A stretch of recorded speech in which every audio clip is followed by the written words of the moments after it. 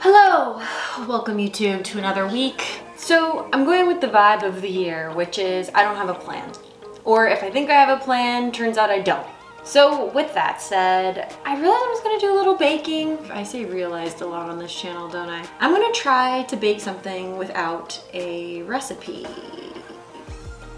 Because baking, like what, like it's hard? I'm gonna try and make some holiday sugar cookies. The glitch, if not having a recipe wasn't enough of a glitch, is I'm gonna try and make them healthy. Healthy to me meaning vegan, sugar-free, gluten-free. So the great news about trying to make a healthy cookie is that the expectations are extremely low. We're not going for, this is delicious, we're going for, this is good for me. So it's okay. I'm gonna use just what I have in my pantry, which I'm hoping includes flours of some kind, because if I don't have flour, then I'm gonna have to figure out how to make it. So here it is, the great healthy, vegan, sugar-free, maybe paleo/keto cookie bake-off. I'm gonna go with this size bowl because I actually don't know how many cookies I'm gonna make because I don't know. I think I know what sugar cookie dough looks like, and I'm just gonna go for look and feel and pray. What's in my pantry? I seem to have almond flour. Okay, so I have one in like a little bit bag of almond flour, I have coconut flour, and I have potato starch. For my work with baking with non-traditional flours, the almond seems to be the best. Coconut flour is very dry, so you need more wetness. And the potato starch can give a chewier texture, but it's heavy, so you wouldn't use it in the same amount. Does that make sense? Let's figure out what goes in it. Coconut oil, okay. Oh, sugar. I have vanilla. So I'm feeling like we can do this. Let's see how much is in here. I'm gonna start with the almond flour. It's like, gosh, 1 1/3 cups. I'll start with a cup of coconut flour. Kind of been preferring the coconut flour so I get that like traditional sugar cookie look. I'll do a little bit of potato starch. I don't know why. Very inspired by baking with my grandma. She just does it all by feel. I didn't look up recipes for sugar cookies. I don't know how long they bake for. I don't know what temperature they bake. I don't know. We're just gonna feel it. I'm gonna start with a cup of monk fruit sugar. Because they're sugar cookies, right? Shouldn't the base be sugar? Okay, maybe like that much vanilla. I'm not aware of if they need baking soda or baking powder, but let's just throw it in. I'm doing a ½ teaspoon each because that's just the random spoon that I grabbed. Coconut oil. I'm gonna go with, I hope that like incredible bakers who make sugar cookies all the time are watching this going, spoon. I feel like the move is 1/3 coconut oil.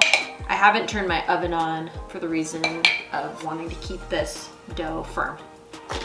Assuming that that's what I'm supposed to do. A little bit of that. Definitely I'm going to need to add some more stuff to the mix because this is way too dry. And if anyone's asking, yes, I do this a lot with my baking. I did this recently with cinnamon rolls. It actually turned out pretty okay. I think this is starting to come together. I feel confident in being able to kind of wing it with a sugar cookie because it's not like a yeasty bread or things like that. My point is I wouldn't attempt bread like this. As I've been watching a lot of Great British Baking Show, is that the name? I always thought it was Great British Bake Off, but then I think it's Great British Baking Competition, or Great British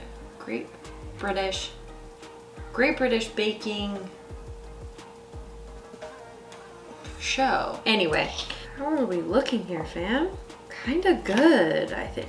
Let's feel this out. See how it sticks together. See, it's a little bit crumbly.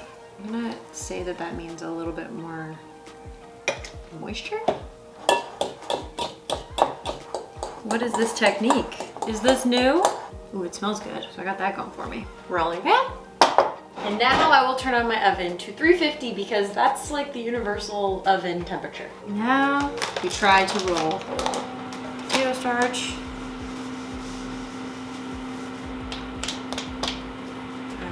Oh, it's crumbly. My dough, it's like, whatever that is, that thick. Let's go with a sweet little circle. I feel like it'll keep some structural integrity. Here. These are super crumbly, so I'm gonna go like this. These are just not up to my standard. We'll try different thickness as part of the experiment. They do smell like sugar cookies though. I don't know what that means. I don't want to get too excited. Just because I like to mess around with flour alternatives does not mean that that's the thing. You know, you could have an allergy, of course, to some of these things. So it's worth it to get a food sensitivity test. I was thinking about maybe doing one on the channel. Let me know in the comments if you think that'd be interesting. So we have cookies. Okay, going in the oven. I'm gonna check on the cookies in 10 minutes and we'll see how it goes. Okay, bye. The moment of truth. Yeah, so they got a little toasty, but it's okay. We're gonna put frosting on top of them. I hope that when they cool, it hardens. Now we will be on to our frosting. Grab a couple different bowls because usually I just do a white frosting, but I have these natural powders. These are gonna be the part of the base. I'll leave them nearby. All I do for my glaze is powdered monk fruit sweetener and the creamiest nut milk base that I have. The key is generous amount of the powdered sugar and very little of whatever liquid you're using. Just a tiny, tiny amount. So we have our green. Lots of blue because it's my favorite color. Blue. I found these sprinkles. They're sugar-free. These as well. These ones are like the regular sprinkles. These ones are the little stars. I got some chocolate sprinkles. And I have the true loves of my life, stevia sweetened chocolate chips. These white ones are heaven. I'm gonna pretend like these cookies are cool enough to ice because we gotta keep this story going. So we have our cookie. Our cookie is looking promising. It's feeling quite firm. The texture is a little chewier. Not as crunchy as I would want. It still tastes good. And now the fun part where my creativity gets to flourish. Go. Joy. I don't know about you, but being at home for however many months it's been has made my creativity flourish. I'm putting a little extra thought in everything that I'm doing. This is very sweet. I'm just gonna say, this is a sugar-free, vegan, healthy cookie. That's cute. Sorry, we're not compromising on cuteness, even being healthy.